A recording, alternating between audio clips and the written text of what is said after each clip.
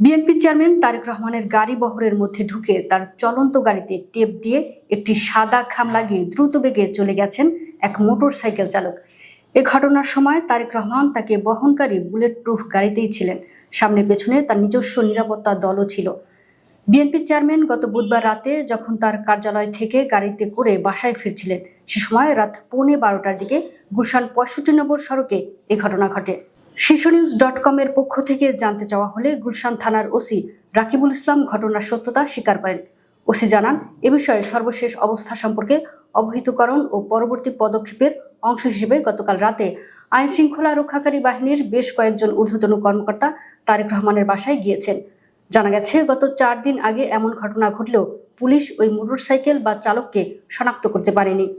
খামের মধ্যে কি ছিল সেটাও পুলিশ প্রকাশ করেনি। এ ঘটনায় গুলশান থানায় পুলিশের পক্ষ থেকে একটি জিডি করা হয়েছে।